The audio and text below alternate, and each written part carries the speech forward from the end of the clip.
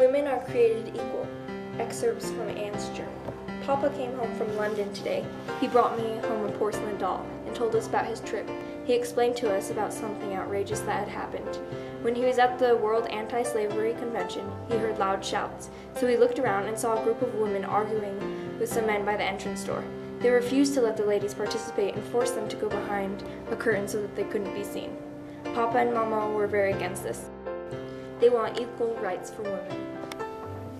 Our family friend Susan came over to my house to have supper with us.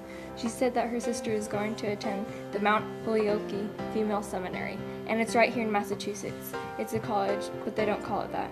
I hope to go there someday, or maybe I could attend the Geneva College in New York when I'm older, like Elizabeth Blackwell did. The next day, after Papa left for work, I took a look at the newspaper he had left on the table.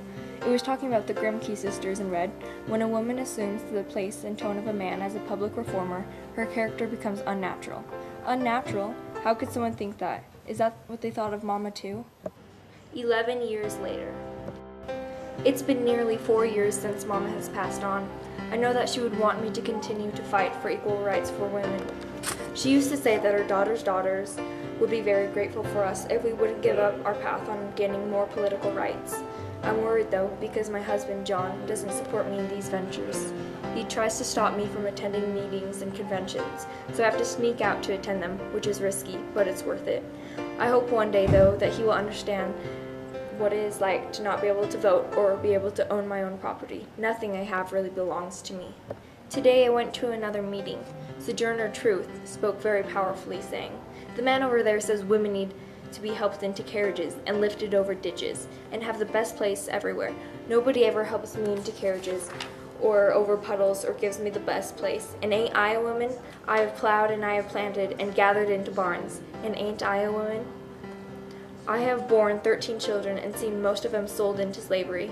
And when I cried out with my mother's grief, none but Jesus heard me. Ain't I a woman?"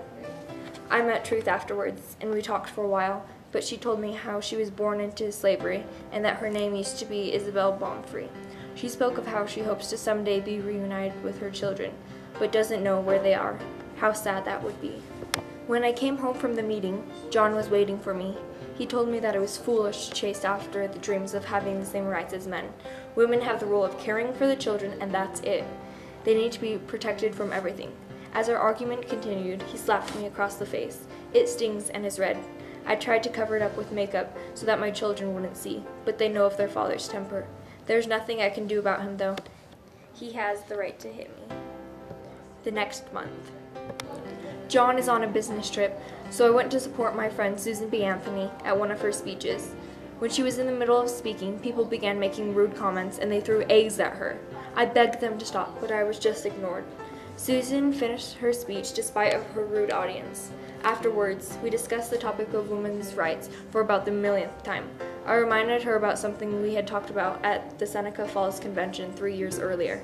The Declaration of Sentiments, which was modeled after the Declaration of Independence, said that we hold these truths to be self-evident, that all men and women are created equal. Someday we will have equal rights.